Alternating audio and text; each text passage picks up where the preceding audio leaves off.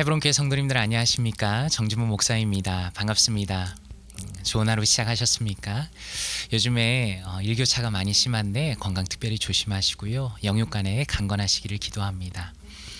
우리는 계속 기도하면 정말 달라질까? R.C. 스프롤 목사님의 책을 함께 보고 있습니다. 오늘은 세 번째 챕터의 두 번째 시간입니다. 우리 기도의 패턴이라 말할 수 있는 주기도문에 대해서 두 번째 배워보는 시간인데요. 하늘에 계신 그리고 이름이 거룩히 여김을 받으시오며 이 내용에 대해서 한번 보도록 하겠습니다. 요약을 먼저 한번 살펴볼까요? 예수님 당시의 사람들은 하나님이 정확히 어디 계시는가에 대한 경론이 있었다 이렇게 말씀합니다. 예수님께서는 우물가의 한 여인과 대화 중에 하나님은 영이시다라고 말씀하셨죠. 그러면서 특정 장소에 하나님을 제한할 수 없다라고 말씀하셨습니다. 그런데 왜 주기도문에서는 하나님이 하늘에 계신다고 말씀하셨을까라고 질문을 하고 있습니다. 이것에 대해서 하나님의 초월성을 말씀하시는 것이다 이렇게 말씀합니다. 하나님께서는 자연이나 이 세상의 일부가 아니라는 것이죠. 이 세상의 한계를 초월하십니다. 그렇기 때문에 하늘에 계신 우리 아버지여 라는 그 주기도문의 첫 줄은 긴장을 제시하는 것이다 라고 설명하고 있습니다. 우리는 친밀하게 하나님께 나아갑니다. 그럼에도 불구하고 하나님과 거룩하신 하나님과 죄인된 우리는 분리하는 요소가 있다는 것입니다. 하나님을 아버지라 부르지만 친밀하다고 해서 그분을 모욕해서는 안 됩니다. 담대하게 나가지만 주제 넘어서는 안 됩니다. 그러므로 우리는 기도할 때 우리가 누구인가, 그리고 우리의 기도를 받으시는 그 기도의 대상이 누구이신지에 대해서 반드시 기억해야 한다는 것을 말씀하고 있습니다. 하나님의 초대에도 불구하고 하나님과 우리 사이에는 무한한 간극이 있다라고 강조합니다. 이 부분을 놓치면 큰 문제를 일으킵니다. 왜냐하면 레위기 10장에서 아론의 두 아들은 그분이 거룩하시고 인간과는 전혀 다른 분임을 잊었습니다. 제사장임에도 불구하고. 그래서 하나님이 명하시지 않은 다른 불을 담아서 하나님께 드리게 됩니다. 그리고 그 자리에서 죽임을 당합니다. 우리는 주권적인 하나님께, 그렇기 때문에 결코 경솔하게 나가서는 안 된다는 것입니다. 그리스도인의 최우선순위는 하나님의 이름이 거룩히 여김을 받는 모습을 우리의 삶의 모든 부분에서 보는 것임을 강조하고 있습니다. 하나님께서는 이스라엘을 택하시고 그냥 부르신 것이 아니라 종교적인 법과 의식적인 법과 음식에 대한 법을 주셨죠.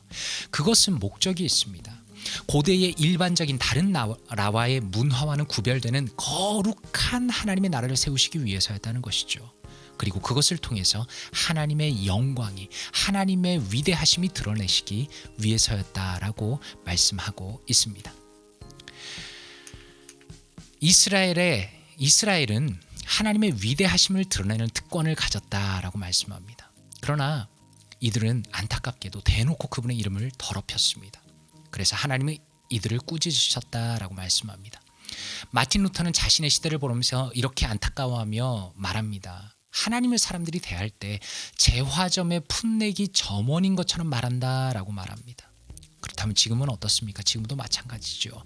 지금 세상도 하나님을 두려워하지 않습니다. 하나님에 대해서 함부로 말하고 함부로 이야기합니다. 그래서 예수님은 그분의 이름이 거룩히 여김을 받고 높임을 받는데 최우선을 두셨다라고 강조하고 있습니다. 그렇다면 책 안의 한마디를 통해서 그 내용을 조금 더 살펴보도록 하겠습니다. 이름이 거룩히 여김을 받으시오며 라는 것이 얼마나 중요한 기도인지에 대해서 R.C. 스프롤 목사님이 설명하는 부분입니다. 설령 기독교 공동체가 유일하게 이 기도만 드리더라도 신자들이 이 기도를 규칙적으로 진심으로 드린다면 우리가 기도하는 부흥과 우리가 간절히 갈망하는 개혁이 금세 이루어지지 않을까 싶다. 우리의 일, 우리의 사역, 우리의 일상생활을 구성하는 모든 부분이 영향을 받을 것이다 라고 말씀하고 있습니다. 너무 중요한 부분이죠. 이 기도의 중요성은 우리의 삶에 하나님의 이름이 높아지면서 그분의 거룩하심이 드러나는 모든 그 영향력에 바로 이 기도가 연결되어 있다라고 강조하시고 있는 것입니다. 말씀을 통해서 조금 더 내용을 살펴보기를 원합니다. 레위기 10장 1절에서 3절 말씀입니다.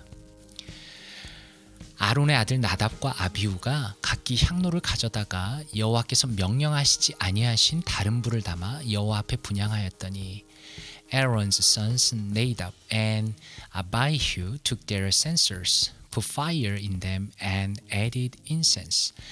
And they offered unauthorized fire before the Lord, contrary to his command.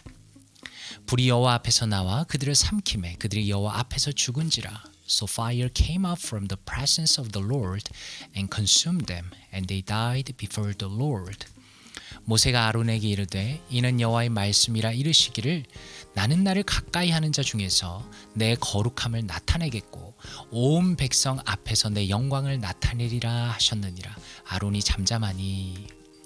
Moses then said to Aaron, This is what the Lord spoke of when he said, Among those who approach me, I will show myself holy.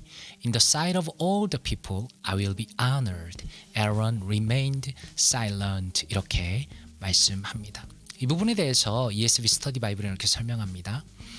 Nadab and Abihu, the eldest of Aaron's four sons, capriciously took censers of their own, put incense in them, and offered unauthorized fire to the Lord.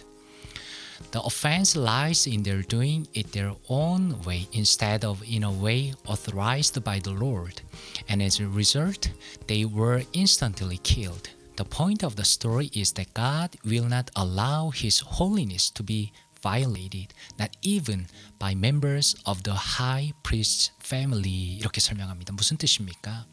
아론의 두 아들 나답과 아비후는 임의로 각자의 향로를 가져다가 다른 불을 담아서 여호와 앞에 분향했습니다. 이것은 여호와께서 명령하신 방법 대신에 그들 자신의 방법대로 분향한 죄를 범한 것이죠. 그 결과 그들은 바로 죽임을 당했다는 것입니다. 이 이야기의 핵심은 이것입니다. 심지어 대제사장의 가족들이라 할지라도 하나님의 거룩하심이 손상되는 것을 하나님께서는 허락하시지 않는다는 것입니다. 너무 중요한 부분이죠. 예외가 없습니다. 그 어떤 사람이라도 감히 하나님의 거룩하심을 손상된다면 원칙적으로 죽임을 당하여야 한다라는 것을 구약의 말씀을 통해서 보여주신 것입니다. 그렇다면 ICB의 관점으로 이 내용을 한번 평가해 보기를 원합니다. 지금 시대는 어떻습니까? 개인의 가치, 개인의 자유를 극단적으로 강조합니다. 공동체 안에서 합당한 권위조차 부정적으로 바라보는 시대입니다. 그런 맥락에서 현대 그리스도인들은 어떻습니까? 하나님을 한없이 높으시고 권위 있는 그러나 친밀한 아버지로 보는 것이 아니라 사실은 그분을 생각할 때 자신의 가장 친한 친구의 형, 오빠 정도로 생각할 가능성이 매우 큽니다. 그런 면에서 그분을 합당하게 대하지 못하고 있는 현실과 과거가 있지만 아직 우리가 망하지 않은 이유는 우리가 잘해서가 아니라 오직 하나님의 은혜라는 것을 다시 한번 깨닫게 된다라는 것입니다. 교회는 부흥을 많이 이야기합니다. 그러나 부흥은 단순히 숫자가 느는 것이 아닙니다. 진정한 부흥이라는 것은 개인 가운데 그리고 우리 공동체 가운데 오직 하나님이 높아지는 것임을 스프롤 목사님은 강력하게 탁월하게 짚어냅니다. 그 어떤 인간이라도 하나님보다 높아질 수는 없죠. 하나님만이 인간을 초월하시며 무한히 거룩하시기 때문입니다.